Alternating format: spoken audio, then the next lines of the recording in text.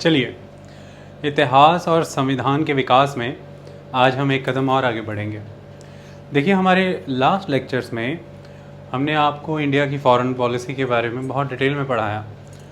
हमने पढ़ाया कि किस तरह से प्री इंडिपेंडेंस पीरियड का एक इन्फ्लुएंस था इंडिया की फॉरेन पॉलिसी पे, जो इंडिपेंडेंट इंडिया था। किस तरह से पॉलिटिकल पर्सनैलिटीज़ जैसे कि नेहरू, उनका एक आइडियोलॉजिकल इन्फ्लुएंस था। फिर आगे बढ़े, हमने देखा कि जवाहरलाल नेहरू की है आइडियोलॉजी फर्दर परस्यू हुई लंबे समय तक, अगर प्रैक्टिकली नहीं तो रिटोरिकली एटलीस्ट वो पॉसिबल हुआ। चाहे फिर वो लाल बहादुर शास्त्री का दौर था, चाहे फिर पहला रिजिम इंदिरा गांधी का था। लेकिन ड्रेस्टिकली इंदिरा गांधी के सेकेंड रिजिम में चीज़ें बदली, समय आगे बढ़ा। इंदिरा गांधी का थर्ड रिजिम स्टार्ट हुआ 1980 और फिर राजीव गांधी। समय फिर आगे बदला और 1991 से कोलिशन पॉलिटिक्स के उस नए लिबरलाइजेशन, प्राइवेटाइजेशन, ग्लोबलाइजेशन के दौर में इंडिया ने एक नया आयाम प्राप्त किया फॉरेन पॉलिसी के दौर में। हमने आपको हिस्टोरिकल पर्सपेक्टिव से पढ़ाते हुए, हर टेक्निकलिटी समझाते हुए, कंटेम्प्रेरी डेवलपमेंट की केस स्टडीज़ प्रेजेंट की, चाहे वो वेस्ट एशिया हो, चाहे वो साउथ एशिया हो, चाहे वो पर्टिकुलर रीजनल ऑर्गेनाइजेशन के कोलैबोरेशंस हों, और चाहे किसी एक पर्टिकुलर कंट्री जैसे कि चाइना की केस स्टडी हमने उसमें ली, जिसमें चाइना की डेट ट्रैप पॉलिसी थी, किसी एक कंट्री के द्वारा अपनी हेगेमनी इस्टेब्लिश करने की कोशिश हो। हर एस्पेक्ट में हमने आपको समझाना चाहा कि एक फॉरेन पॉलिसी के माध्यम से आप इंटरनेशनल रिलेशंस को किस तरह से देख सकते हैं, कैसे नेशन के खुद के सेल्फ इंटरेस्ट ऑलवेज़ प्राइम रहते हैं फॉरेन पॉलिसी में। ये सारी चीज़ें हमने आपको समझाई, जो हमारा फॉर्मेट रहता है टिल डेट अपडेट अप्रोच के माध्यम से। आज हम आगे बढ़ रहे हैं, और क्योंकि हम बिगिनिंग ऑफ न्यू इंडिया समझ रहे हैं, इंडिपेंडेंस के बाद वाला, उसमें महत्वपूर्ण था कि उस समय में क्या चुनौतियाँ थी, जिसमें सबसे बड़ी चुनौती रिफ्यूजी क्राइसिस की थी, जिसके बारे में हमने बहुत डिटेल में पढ़ा है। उसे भी हमने कंटेम्प्रेरी इश्यूज़ के साथ जोड़ करके आपको समझाया कि क्यों पास्ट और प्रेजेंट को एक साथ पढ़ना चाहिए। फिर हमने आपको इंटीग्रेशन ऑफ प्रिंसली स्टेट्स के विषय में बहुत बेहतरी से पढ़ाया, और वो भी हम कंटेम्प्रेरी इश्यूज़ के साथ जोड़ करके आपको समझाने की कोशिश करते रहे। फिर हमने आगे बढ़े और हमने सोशल इकोनॉमिक डेवलपमेंट के विषय पे लेक्चर दिया, जो कि ज़रूरी था, क्योंकि शुरुआती 5 चुनौतियों में ये भी महत्वपूर्ण था।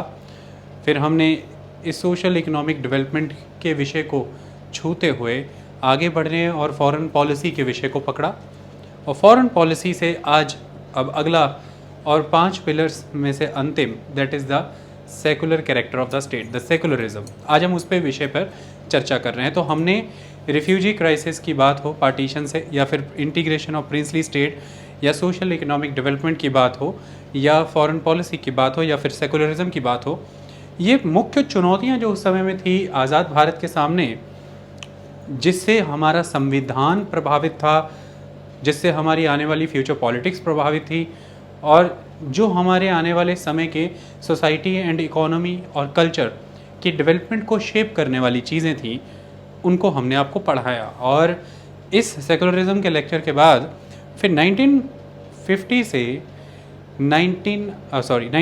से 2020 तक टिल डेट अपडेट की जो हिस्ट्री है, वो फिर अपने एक सीक्वेंस में चलेगी। हमने आपको उस समय की जो चुनौतियाँ थी, उनके कॉन्टेक्स्ट में प्रेजेंट में क्या चल रहा है, वो तो हम चुनौतियों से ही आगे बढ़ते हुए प्रेजेंट तक आ गए, और हमने आपको बता दिया। उसी में बहुत बड़े पैमाने में कंटेम्प्रेरी इंडिया कवर हो गया। लेकिन फिर सिलसिलेवार तरीके से अब वहीं से 1950 से 2020 तक की हिस्ट्री आगे चलेगी सेपरेट लेक्चर्स के माध्यम से, आज के सेकुलरिज्म के लेक्चर के बाद। तो आज का जब हम सेकुलरिज्म का लेक्चर डिस्कस करने जा रहे हैं, में बहुत सी चीज़ों के जवाब आपको आज भी मिलेंगे। इसमें रिसेंटली ही सबसे बड़ा इवेंट जो हुआ, 5 अगस्त को राम जन्मभूमि, जहाँ पर राम मंदिर का निर्माण होगा, उसका भूमि पूजन देश के प्रधानमंत्री के द्वारा किया गया। इसको लेकर के बहुत सी डिबेट्स कंट्री में छिड़ी, लेकिन किसी भी डिबेट को आप नहीं समझ सकते बेहतरी से जब तक आपको संवैधानिक प्रावधान नहीं पता है कि क्या हैं। उन संवैधानिक प्रावधानों के पीछे यदि आप ऐतिहासिक पृष्ठभूमि को नहीं समझेंगे, तो आपको वह संवैधानिक प्रावधान भी बोगस लग सकते हैं। डिस्क्रिमिनेटरी लग सकते हैं। तो ऐतिहासिक पृष्ठभूमि समझना बहुत अनिवार्य हो जाता है। तो हम उसको समझते हुए इस तरह के बहुत से डाइवर्स इश्यूज़ पे आज के लेक्चर में बातचीत कर लेंगे, कॉन्स्टिट्यूशन, हिस्टोरिकल और वेस्टर्न कल्चर के साथ साथ। सेकुलरिज्म की शुरुआत कैसे होती है, मॉडर्न स्टेट में इसकी रिक्वायरमेंट क्या है, डेमोक्रेसी और नेशनलिज्म के साथ ये कैसे जुड़ता है, पोस्ट इंडिपेंडेंस पीरियड में ये कैसे शेप हुआ और शुरुआती 1947 से 1964 तक जवाहरलाल नेहरू के दौर में किस तरह से उन्होंने इसको एक स्टेट पॉलिसी के तौर पर आगे बढ़ाया, कॉन्स्टिट्यूशन में इसे स्थापित करने के प्रयास किए और उसके बाद ये कैसे परिवर्तित होता रहा। हर एस्पेक्ट से हम सेकुलरिज्म को समझने की कोशिश करेंगे। बहुत सारी प्रैक्टिकल एग्जांपल्स के साथ मैं इसको समझाऊंगा। हम ऑलवेज सरप्राइज हो जाते हैं जब हम अपनी कंट्री को देखते हैं, भारत को। तो एक तरफ हमें नज़र आता है कि द टॉप मोस्ट पोजीशन और the supreme and the very Payas position, the chief justice of India, वहाँ पर आप माइनॉरिटी कम्युनिटी से बिलोंग करने वाले जजेस देखते हैं। चाहे जस्टिस जे.एस. खेहर की बात हो, justice JS. Khehar chief justice of India बनते हैं, HS. Kapadia chief justice of India बनते हैं, अल्तमश कबीर भी चीफ जस्टिस ऑफ इंडिया हैं। तो एक तरफ माइनॉरिटी कम्युनिटी के member chief justice of India की पोजीशन तक पहुंचते हैं। ये इस बात को प्रमाणित करता है कि इंडिया एक सेकुलर स्टेट है जिसमें पॉलिटिक्स, एडमिनिस्ट्रेशन और स्टेट में रिलीजन का लेना देना नहीं है। लेकिन दूसरी तरफ जब प्रधानमंत्री रिलीजियस सेरेमनीज़ में पार्टिसिपेट करते हैं एक सेकुलर कॉन्स्टिट्यूशन की ओथ लेने के बाद, तो फिर क्रिटिक्स इस बात को पॉइंट आउट करते हैं कि ये कैसा सेकुलरिज्म है, स्टेट और रिलीजन सेपरेट क्यों नहीं है, पॉलिटिक्स और रिलीजन सेपरेट क्यों नहीं है। तो ये दोनों ही चीज़ें भारत में हैं। तो इसलिए आपको दोनों कंसेप्ट्स को समझना ज़रूरी है, तभी आप एक्चुअल में इंडिया का कैरेक्टर अंडरस्टैंड कर पाएंगे और वही हम समझने की कोशिश करेंगे हर एस्पेक्ट से। सेकुलरिज्म, सबसे पहले हम सिंपलेस्ट मैनर में समझ लेते हैं कि ये क्या है, कैसा है। सेकुलरिज्म का सिंपल अगर मीनिंग देखें तो वो ये बनता है कि रिलीजन के द्वारा पॉलिटिक्स कंट्रोल नहीं होगी, स्टेट राज पर रिलीजन का कंट्रोल नहीं होगा, और पॉलिटिक्स, एडमिनिस्ट्रेशन, स्टेट रिलीजन में इंटरफेयर नहीं करेगा। ये एक धारणा है सेकुलरिज्म को लेकर के। दूसरा कंसेप्ट ये है कि स्टेट का कोई रिलीजन नहीं होगा, देश का कोई अपना एक धर्म नहीं होगा, स्टेट का कैरेक्टर सेकुलर होगा, वो ना हिंदू स्टेट होगा ना मुस्लिम स्टेट होगा, उसका जो कैरेक्टर है वो सेकुलर होगा, कॉन्स्टिट्यूशन सेकुलर होगा। ये भी एक धारणा है सेकुलरिज्म की।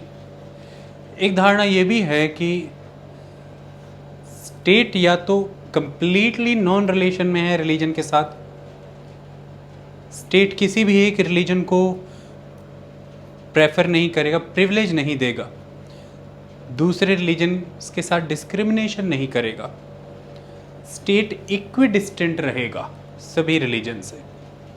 तो दो चीज़ें हो गई यहाँ पर, या तो स्टेट किसी भी तरह के रिलेशन में नहीं है रिलीजन के साथ, या स्टेट इक्विडिस्टेंट रिलीजन पे है। जैसे यहाँ पर सपोज करिए कि इंडियन स्टेट है,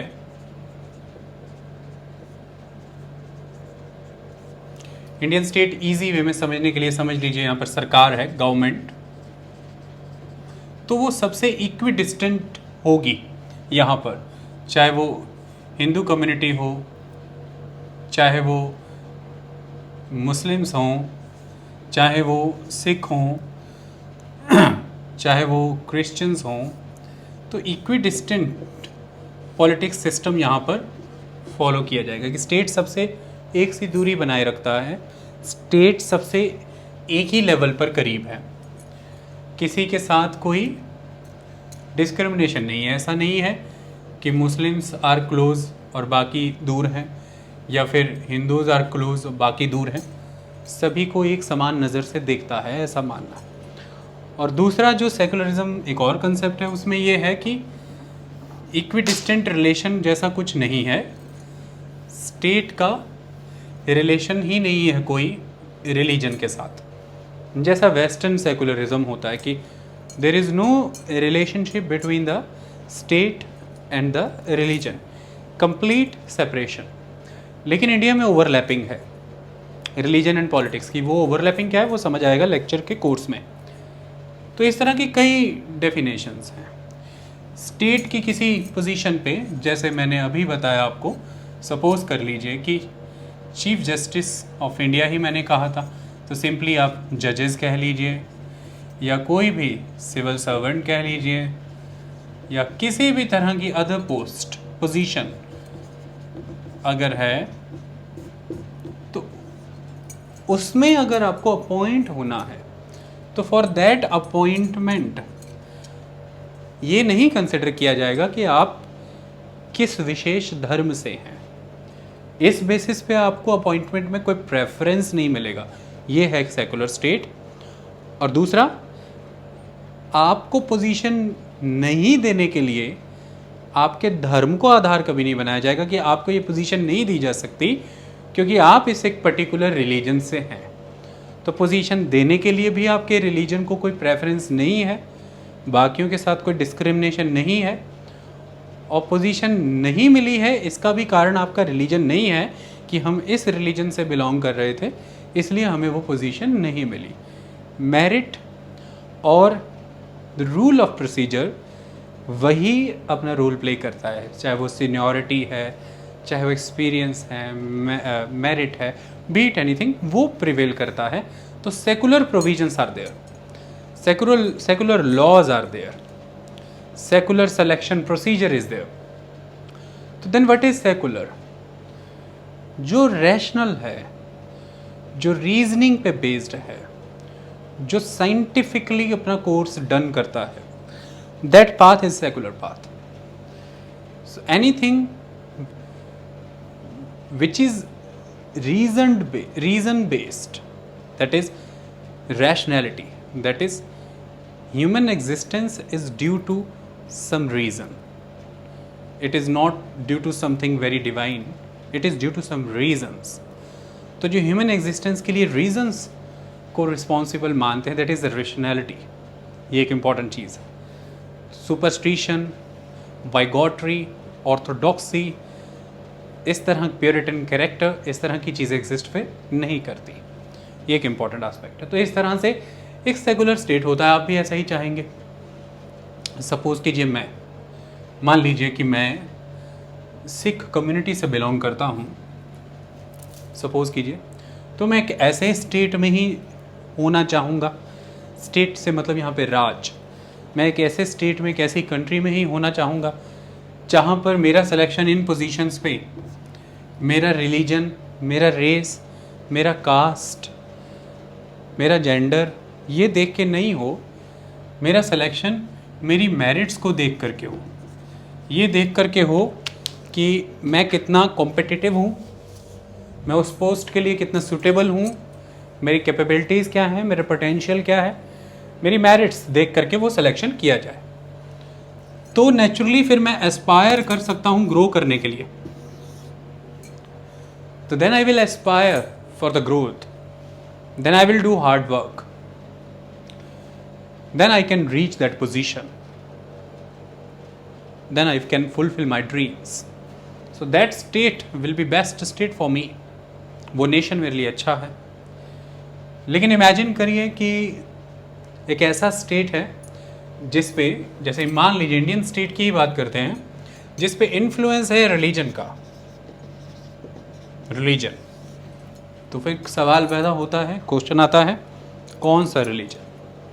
तो नेचुरली जिस रिलीजन को मेजॉरिटी पीपल, सपोज कीजिए कि जिस रिलीजन को मेजॉरिटी पीपल प्रैक्टिस कर रहे हैं, अगर डेमोक्रेटिकली इलेक्टेड गवर्नमेंट सिस्टम है जिसमें पॉपुलर इलेक्शन सिस्टम प्रिवेल करता है, वोटिंग सिस्टम है, तो फिर नेचुरली मेजॉरिटी वोट्स और मेजॉरिटी पार्टी ही रूल करेगी।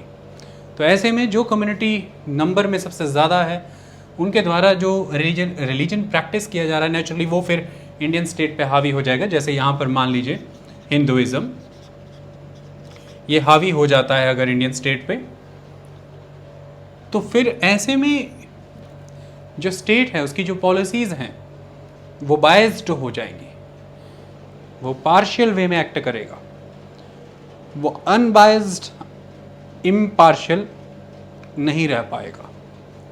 तो ऐसे में अगर किसी तरह की पोस्ट आती हैं जजेस, सिविल सर्वेंट या किसी भी तरह की और पोजीशन है, तो वहाँ पर हो सकता है कि बीइंग सिख मुझे ये पोजीशंस डिनाई कर दी जाएं, क्योंकि जो स्टेट पॉलिसीज़ हैं वो रिलीजन से इंस्पायर्ड हैं, रिलीजन का इम्पैक्ट है, और रिलीजन किसी एक मेजॉरिटी कम्युनिटी का ही प्रिवेल करेगा स्टेट के ऊपर। ऐसे में जो माइनॉरिटी कम्युनिटी, ये इस केस में मैं अपनी बात कर रहा हूँ कि मैं सिखिज़म से बिलोंग कर रहा हूँ, सो देन माइनॉरिटी कम्युनिटी से वो अपॉर्चुनिटी डिप्राइव हो जाएंगी जो मेरिट के बेसिस पे उसे मिलने वाली थी, जजेस, civil servant, be it any position, school colleges में एडमिशन हो, कुछ भी हो। तो फिर मैं ऐसे स्टेट में एस्पायर नहीं कर सकता फॉर द ग्रोथ। ऐसे स्टेट में मैं डिप्रिवेशंस झेल रहा हूँ, मुझे वंचित रखा जा रहा है बहुत सी संभावनाओं से, बहुत सी उपलब्धियों से, मैं पिछड़ता चला जा रहा हूँ, मेरी ग्रोथ नहीं है। Then the majorities ultimately doing atrocities on the minority. They are suppressing the minorities because minorities having no voice in the policies of the state. Why? Because there is no concept of secularism. So that will create, naturally, that will create problem. That will create civil war. Because कभी ना कभी वो समय आएगा when the Muslims, when the Sikhs, Christian, they will fight for their aspirations. Then there will be civil wars. There will be chaos in the country. Problem create होगी, गृह युद्ध लगेंगे, समस्याएं उत्पन्न होंगी। ये भी एक कारण था कि हमने सेकुलर स्टेट को प्रेफर किया। तो एक तरह से सेकुलर स्टेट लोकतंत्र के साथ जुड़ा रहता है, लिबर्टी के साथ जुड़ा रहता है, बहुत सी चीज़ों के साथ जुड़ता है जो मैं अभी आपको समझाऊंगा। अब हम शुरुआत करते हैं कि सेकुलरिज्म कहाँ से आया, सेकुलराइजेशन क्या है, सेकुलर स्टेट किस तरह से एग्जिस्ट कर गया, इस कंसेप्ट का कंसेप्चुलाइजेशन कब हुआ, किस दौर में हुआ, इंडियन कॉन्टेक्स्ट में ये फेमस कैसे हुआ और फिर आगे कैसे बढ़ा, इसको समझने की कोशिश अब हम करेंगे। देखिए, इसे भी हम मॉडर्न सेंस में अगर देखें तो ये एक मॉडर्न फिलॉसफी के कॉन्टेक्स्ट में हमें पढ़ना है। Modern concept of the state, modern concept of the constitution and the ideology related to the modern society, इसी कॉन्सेप्ट में हमें इसे देखना है सेकुलरिज्म को। तो फिर हम इसे भी वेस्टर्न रेनेसेंस के दौर से जोड़ करके देखेंगे। ये एक महत्वपूर्ण चीज़ है। वेस्ट वर्ल्ड का रेनेसेंस पीरियड आप सब जानते हैं, इम्पॉर्टेंट है। पुनर्जागरण का दौर, रेनेसेंस, रीअवेयरनेस, रीअवेकनिंग, पुनर्जागरण, इसको हम उस पीरियड से जोड़ करके देखेंगे सेकुलरिज्म के कंसेप्ट को। क्यों जोड़ा है उस पीरियड से, क्या खासियत है, क्या सेकुलरिज्म भारत में उसके पहले नहीं था? तो देखिए, दो चीज़ों को आप ऑलवेज कंफ्यूज करते हैं, और कुछ क्रिटिक्स कहते हैं कि इंडिया के लिए ज़्यादा परफेक्ट वर्ड सेकुलरिज्म नहीं है, रिलीजियस टॉलरेंस है। जब हम रिलीजियस टॉलरेंस की बात करते हैं, ये बहुत पुराना कंसेप्ट है। भारत में before the advent of the Muslims बहुत स्ट्रॉन्ग एविडेंसेस हैं प्लूरलिस्ट सोसाइटी के, रिलीजियस टॉलरेंस के। उदाहरण के तौर पर एलोरा की गुफाएं, द केव्स ऑफ एलोरा, 35 के अराउंड वहाँ पर केव्स आपको मिलेंगी।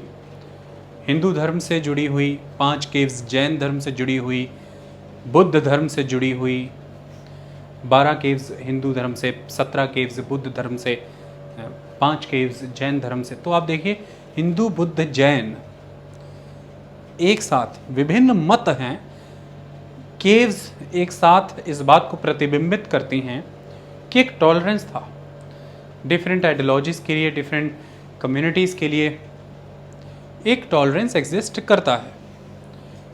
यदि आप अशोक के एडिक्ट पढ़ेंगे, अशोक द ग्रेट, उसके एडिक्ट में आपको ये क्लियरली मिलता है कि वो यह कहता है कि रीजनिंग के बिना अपने धर्म को विशेष और विशिष्ट कहना, सर्वोत्तम कहना और दूसरे के धर्म को, उसकी मत को हीन भावना से देखना अनुचित है रीजनिंग के बिना।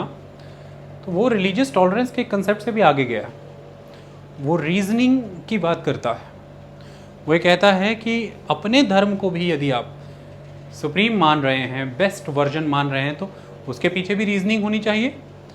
और दूसरे पर्सन, दूसरे रिलीजन को यदि क्रिटिसाइज़ कर रहे हैं तो वो भी अनरीजनड नहीं होना चाहिए। इसका मतलब एक रिलीजियस टॉलरेंस का कंसेप्ट यहाँ पर भी नज़र आता है। इस तरह से आपको समाज रिलीजियस टॉलरेंस के कंसेप्ट से सराबोर मिलेगा।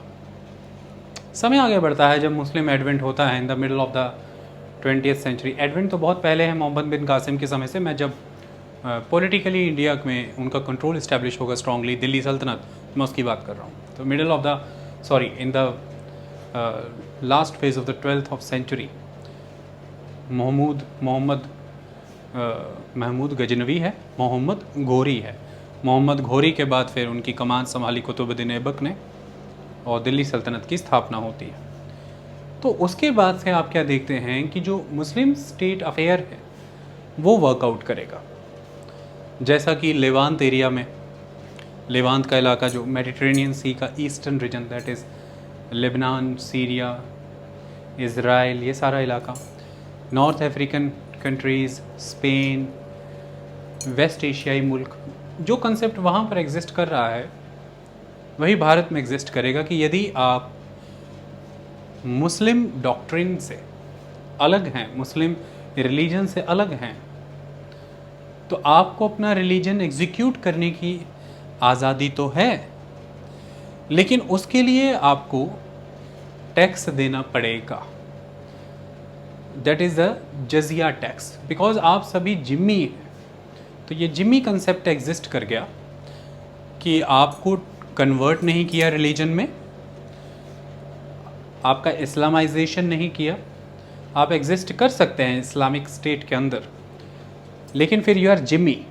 और उसके लिए वो जिम्मी का स्टेटस ये है कि फिर आप सेकंड ग्रेड, थर्ड ग्रेड के सिटीज़न हैं। आप अपनी रिलीजियस प्रैक्टिसेस के लिए यू हैव टू पे टैक्सेस, जिसमें सबसे महत्वपूर्ण जजिया टैक्स था। फिर तीर्थ यात्राएँ करने के लिए तीर्थ यात्रा महसूल दिया जाता था, रेवेन्यू, रिलीजियस पिलग्रिमेज टैक्स इसे हम कहते थे। ये स्टेट ऑफ अफेयर सल्तनत पीरियड में भी कंटिन्यू हुआ और ये मुग़ल पीरियड में भी कंटिन्यू हुआ इक्वल ज़ील के साथ। इसमें अंकुश लगाया अकबर ने। अकबर ने एक फ्यूजन इंड्यूस करने की कोशिश की दोनों धर्मों के बीच में, यूनिफाई करने की कोशिश की, एक कंपोजिट कल्चर का विकास करने की कोशिश की। उसने तीर्थ यात्रा महसूल ख़त्म किया, उसने जजिया टैक्स ख़त्म किया। उसके पीछे क्या क्या पॉलिटिकल इकोनॉमिक रीजंस हैं वो तो हमने मेडिवल हिस्ट्री में पढ़ा है, लेकिन उसने डिपार्ट किया सल्तनत पीरियड और मुग़ल पीरियड में चलती आ रही इस पॉलिसी से। लेकिन अकबर के बाद वापस फिर से औरंगज़ेब के समय में ये पॉलिसीज़ बहुत स्ट्रॉन्गली फॉलो हुई। वापस से वही चीज़ें हुई, टेम्पल्स को तोड़ा गया, धार्मिक आज़ादियों पर पाबंदी लगाई गई जो पहले से चली आ रही थी ड्यूरिंग द मुस्लिम स्टेट। इस तरह की चीज़ें एग्जिस्टेंस में आ गई।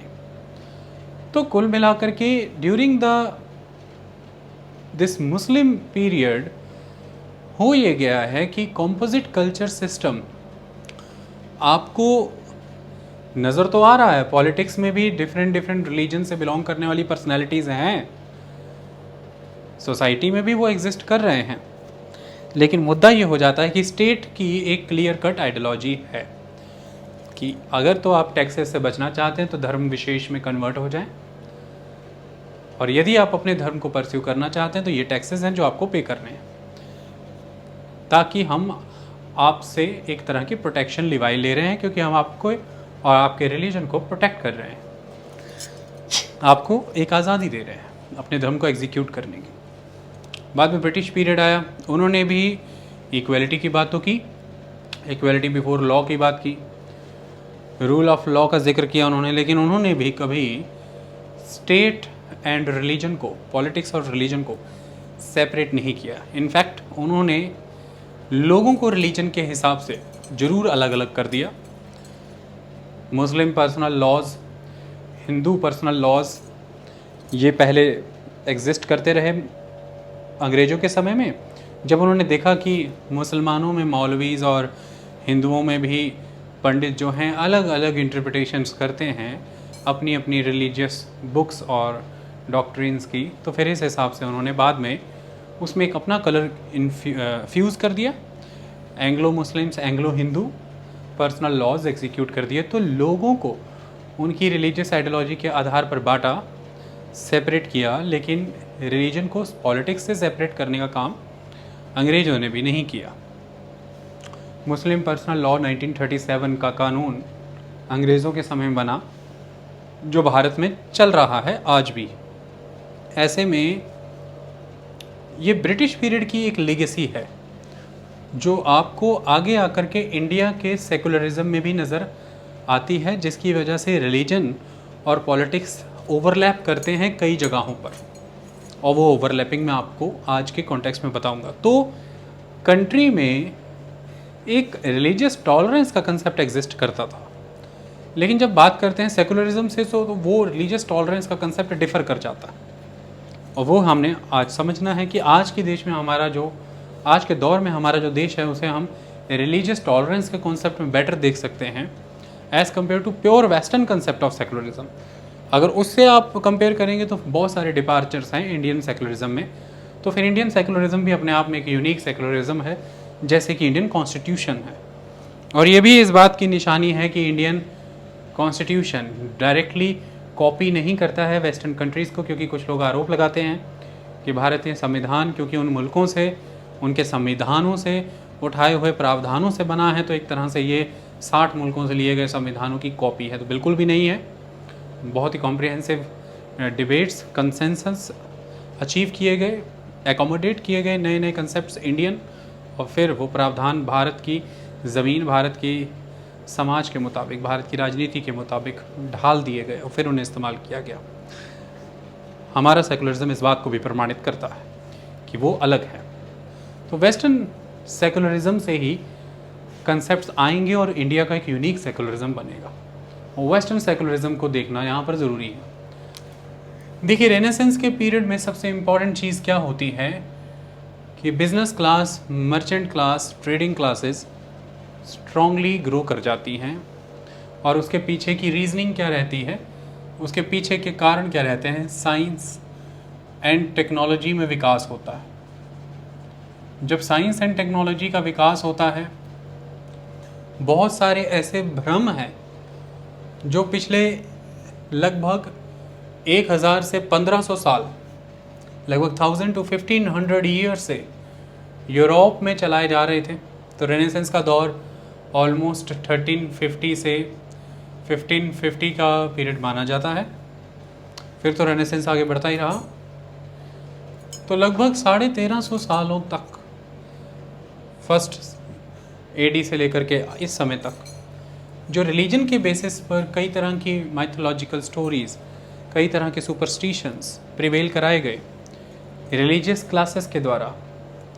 जिन रिलीजियस क्लासेस ने अपनी इन थ्योरीज़ को, अपनी फ़िलासफ़ीज़ को इंस्टीट्यूशनलाइज करने के लिए चर्च का सहारा लिया, जिस चर्च का बहुत स्ट्रॉन्ग रोल होता था उस समय के रूलर्स पे, यानी कि स्टेट पे। तो एक तरह से चर्च की मोनोपोली थी सोसाइटी पे बड़े स्तर पर, और रिलीजियस वेस्टेड इंटरेस्ट सुप्रीम थे उस समय में। प्रीस्टली क्लास अपने सभी के सभी वेस्टेड इंटरेस्ट, बाइबल की इंटरप्रिटेशंस अपनी वेस्टेड इंटरेस्ट को सर्व करने के लिए किया करते थे, लोगों को उसी मुताबिक ढाल दिया करते थे, समाज उसी मुताबिक परिवर्तित कर दिया जाता था और समाज प्रश्न नहीं करता था। साइंस का, टेक्नोलॉजी का, न्यू आइडियोलॉजीज़ का विकास होने नहीं देते थे, सप्रेस कर देते थे, क्योंकि फिर वो चैलेंज करेंगे उन इंटरप्रिटेशंस को, उन वेस्टेड इंटरेस्ट को, उन डार्क एरियाज़ को वो ओवरकम करने की कोशिश करेंगे और बाइबल के एक्चुअल मीनिंग को लोगों के सामने रखेंगे। तो फिर उन इंस्टीट्यूशंस की, उन रिलीजियस प्रीस्टली क्लासेस की मोनोपोली ख़त्म हो जाएगी। लोग अवेकंड हो जाएंगे, जागरूक होंगे, प्रश्न करेंगे। वो ये नहीं मानेंगे कि धरती सौर मंडल का केंद्र है, सोलर सिस्टम का सेंटर अर्थ है, ऐसा लोग नहीं मानेंगे।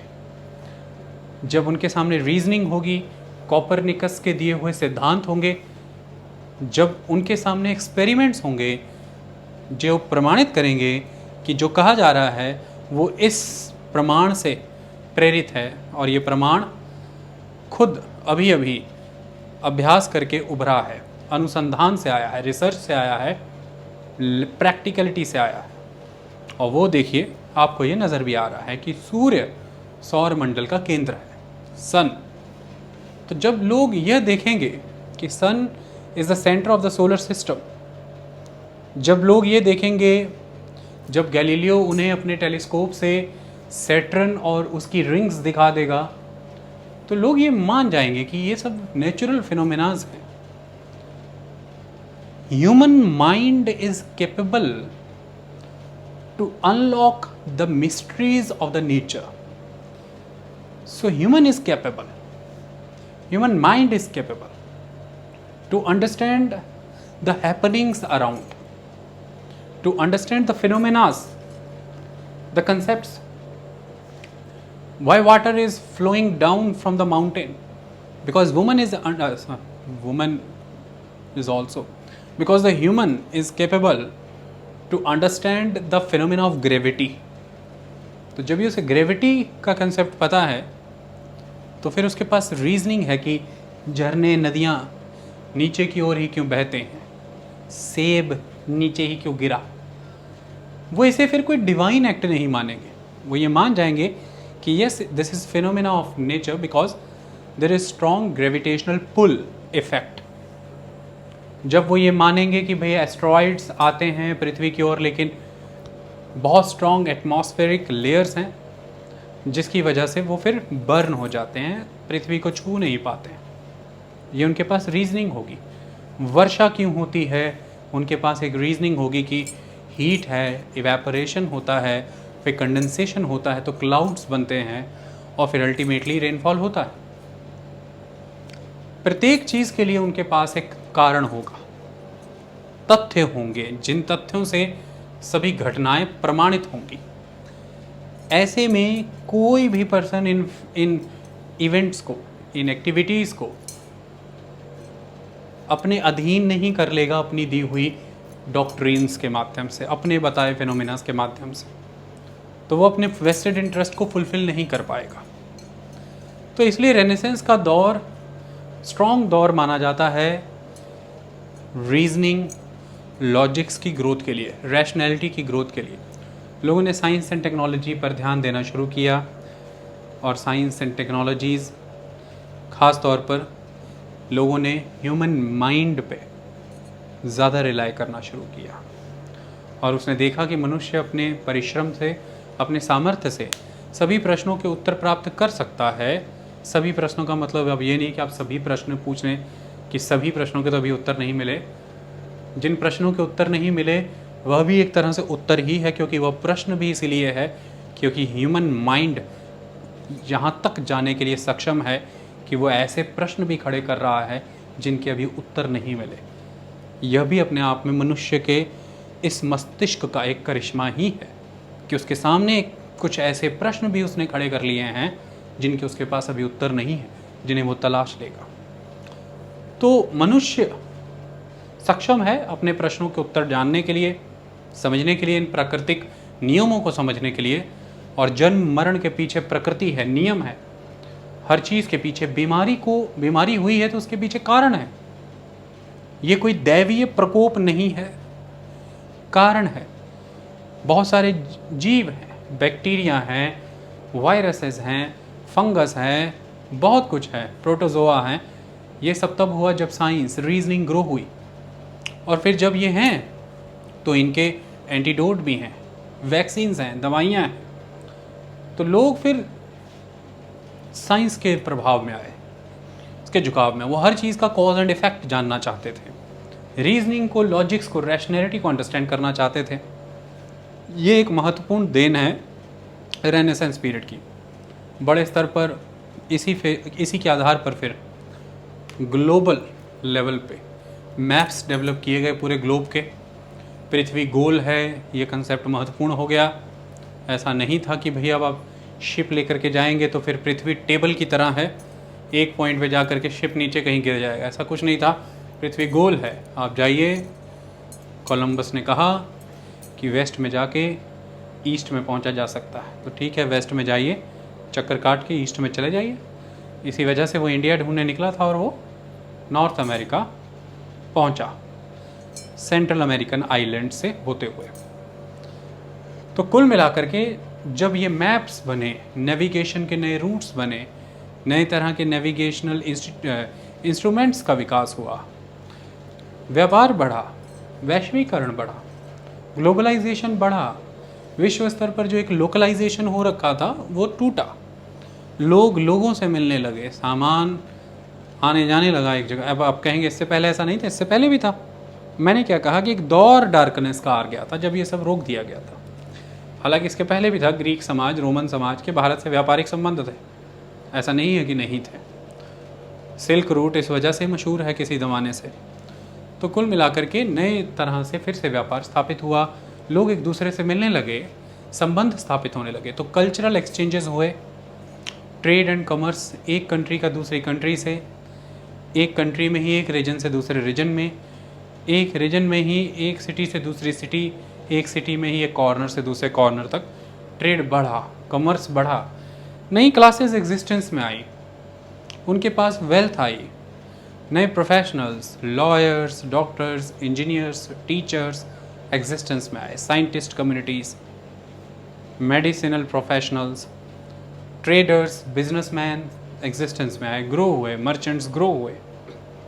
और जो पुराना एक सिस्टम था जिसमें द फ्यूडल लॉर्ड, जो बहुत बड़ा लैंडेड एरिस्टोक्रेट है, बहुत बड़े बड़े मैनोर्स पे उसका कब्जा है और एक मैनोरियल सिस्टम है, लोगों को अपना स्लेव बना रखा है। और लोग अंधविश्वासी हैं, प्रश्न नहीं करते हैं, क्योंकि जो प्रीस्टली क्लास है उसने रिलीजियस इंटरप्रिटेशंस कुछ इस तरह से की हैं कि लोगों का विकास ही नहीं होने दिया, तो लोग दासता को स्वीकार कर रहे हैं। तो वो रिलीजियस प्रीस्टली क्लासेस बहुत इंपॉर्टेंट है उस किंग के लिए, उसके रूल को वो लेजिटिमेट करती हैं कि डिवाइन पावर्स इस किंग के पीछे हैं, ये डिवाइन ओरिजिन से आता है। फिर लोग किसी भी तरह का कर देने के लिए, किसी भी तरह से दासता स्वीकार करने के लिए राज़ी हैं, क्योंकि वो प्रीस्टली क्लास उनसे ऐसा करा रही है, क्योंकि लोगों को धर्म के बंधनों में बांध दिया गया है और यहाँ पर धर्म का उपयोग किया जा रहा है उन्हें अंधविश्वासी बनाने के लिए, उन्हें नाकारा बनाने के लिए, उन्हें विकास नहीं करने दिया जा रहा है। एक ऐसा समाज एग्जिस्ट कर रहा था, that is the feudalistic society, सामंतवादी समाज, जिसमें शक्तिशाली बड़ा कमज़ोर और छोटे का शोषण कर रहा है, जिसमें एक शासक वर्ग ऐसा है जो सभी की तरह के रिसोर्सेज कंसंट्रेट करता है और बाकी सभी लोग उसके दास की तरह व्यवहार करते हैं। तो ऊंच नीच का भेद है, बड़े छोटे का भेद बहुत ज़बरदस्त है। एक सामंतवादी समाज है, फ्यूडलिस्टिक सोसाइटी एग्जिस्ट कर रही। जब रेनेसेंस का दौर आया तो एंटी फ्यूडल स्ट्रगल्स हुए, तो उसके खिलाफ आवाज़ उठनी शुरू हुई यूरोपियन सोसाइटी में। और इसी एंटी फ्यूडल स्ट्रगल में, इसी एंटी फ्यूडल रिवॉल्ट कह लेते हैं आप, एंटी फ्यूडल रेवोल्यूशन कह लेते हैं आप, इसी दौरान सेकुलरिज्म के नए मॉडर्न कंसेप्ट्स भी एग्जिस्टेंस में आए। ये क्यों आए, इसकी ज़रूरत क्यों पड़ गई? देखिए, मैंने अभी बताया कि ग्लोबलाइजेशन हुआ due to science and technology. आपने नए मैप्स बना लिए, नई तरह के एनर्जी के सोर्सेज आपने फाइंड आउट कर लिए, उनकी वजह से, उन एनर्जी के सोर्सेज की वजह से आपने उस एनर्जी को यूज़ करके, मतलब नए तरह के फ्यूल आपको मिले, चाहे फिर वो कोल है चाहे कोई और है, उसके माध्यम से आपने नई ऊर्जा उत्पन्न की, उसके माध्यम से आपने नई मशीन्स बना ली। तो मैकेनाइजेशन हो गया प्रोडक्शन यूनिट्स का, आपने बड़े शिप बना लिए, स्टीम इंजन्स क्रिएट हो गए, बड़ी समुद्री यात्राएं होने लगी, बड़े बड़े नक्शों के आधार पर, नए इंस्ट्रूमेंट्स के आधार पर, दूर दराज के लोग आपस में जुड़े हैं, व्यापार बढ़ा है। तो ग्लोबलाइजेशन हो रहा है, ट्रेड एंड कमर्स इंक्रीज़ हो रहा है, ये एक इम्पॉर्टेंट चीज़ है। तो आप विभिन्न मतों के लोगों से मिल रहे हैं, अलग अलग आइडियोलॉजी के लोगों से, अलग रिचुअल्स प्रैक्टिस के लोगों से, अलग कम्युनिटी से आप जा कर के मिल रहे हैं। डिफरेंट रिलीजन्स के बीच में मुलाकातें हो रही हैं, एक कॉन्टिनेंट से दूसरे कॉन्टिनेंट में, और एक कॉन्टिनेंट के भीतर एक रीजन से दूसरा रीजन, एक सिटी से दूसरी सिटी, एक कॉर्नर से दूसरे कॉर्नर के बीच में ये चल रहा है। तो इंटरमिक्सिंग ऑफ द सोसाइटी हो रही है क्योंकि मॉडर्नाइजेशन का एक दौर है, ये एक इम्पॉर्टेंट चीज़ है। तो मॉडर्नाइजेशन एक इंटरमिक्सिंग ऑफ सोसाइटी को फैसिलिटेट कर रहा है, एक कॉस्मोपॉलिटन कल्चर एग्जिस्टेंस में आ रहा है, ये इम्पॉर्टेंट एस्पेक्ट है। तो ऐसे में जब आप इंडस्ट्रीज़ लगा रहे हैं तो for the industries to run the industries, to produce the goods with new science and technology, तो जब means of production, distribution, exploitation बड़े हद तक साइंस, टेक्नोलॉजी और रीजनिंग बेस्ड हो जाते हैं, तो फिर क्या हो जाता है कि जब ये इंडस्ट्रीज़ हैं, इंडस्ट्रीज़ में when you want to appoint worker, आप स्किल्स को प्रेफर करेंगे, स्किल्स विल बी देयर। और स्किल्स जब आप प्रेफर करेंगे तो वो किसी भी रिलीजन के पर्सन में हो सकता है, किसी भी कम्युनिटी से बिलोंग करने वाले पर्सन में हो जाता है, किसी भी मत को मानने वाले पर्सन में हो सकता है। तो बीइंग एन एंटरप्रेन्योर कहें, एंटरप्रेन्योर कहें, जैसा भी कहते हैं कह लीजिए, उसके पीछे का इतिहास और उसका उद्देश्य पता होना चाहिए, शब्द पुकारने आ जाते हैं। तो बीइंग एन एंटरप्रेन्योर, आप ये देखते हैं कि आप कैसे बेस्ट प्रोडक्शन में लाते हैं, आप कैसे प्रॉफिट कमाते हैं।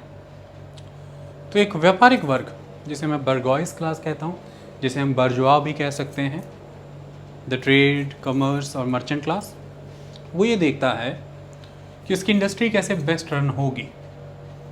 और इस तरह की इंडस्ट्रियल प्रोडक्शन पे, इस तरह के ट्रेड एंड कॉमर्स पे रिलीजन का इन्फ्लुएंस नहीं है। Religion can not pose its influence on such modern institutions, and in this case this modern institution is related to the production of goods and services, particularly industry we can say. So वो क्या देखेगा, इनके skills देखेगा, इनकी आपस में compatibility देखेगा कि ये एक दूसरे के साथ प्रोडक्शन लाइन में कैसे एक दूसरे को सपोर्ट कॉपरेट कर सकते हैं, इनकी मेरिट्स देखेगा, इनकी कैपेबिलिटीज़ को देखेगा, इसके बेसिस पर वो इन्हें अपॉइंट करेगा। तो डिफरेंट फेथ से, डिफरेंट कास्ट से, डिफरेंट कम्युनिटी से, डिफरेंट क्लास से लोग आकर के उन इंडस्ट्रीज़ में काम करते हैं। तो इस तरह की एक इंडस्ट्रियल सोसाइटीज़ एग्जिस्टेंस में आ रही, नई क्लास एग्जिस्टेंस में आ रही हैं, वर्कर्स, द कैपिटलिस्ट, ऑनर्स, ये सारे वर्ग नए एग्जिस्टेंस में आ रहे हैं। ये तो वो जो इंडस्ट्री बना रहे हैं और उस इंडस्ट्री में जो प्रोडक्शन है उसके लिए जो इनपुट्स चाहिए, लैंड, लेबर, कैपिटल और इंफॉर्मेशन या एंटरप्रेन्योरियल स्किल्स, ये सब सेकुलर इनपुट्स हैं। और जो चीज़ें आउटपुट में आ रही हैं, तो goods and services, you can not say, if you are entrepreneur, you can not say कि मुझे ये किसी एक पर्टिकुलर रिलीजन के ही लोगों को देनी है और किसी को मैं नहीं बेचूंगा। आप इसे सेल आउट करेंगे किसी भी कॉन्टिनेंट में, किसी भी कम्युनिटी को, किसी भी रिलीजन को, किसी को भी, because for you they are simply buyer, they are simply consumer. वो किसी भी वर्ग से बिलोंग करते हो, वो किसी भी रिलीजन से बिलोंग करते हो। तो वर्ड्स नए आ गए हैं,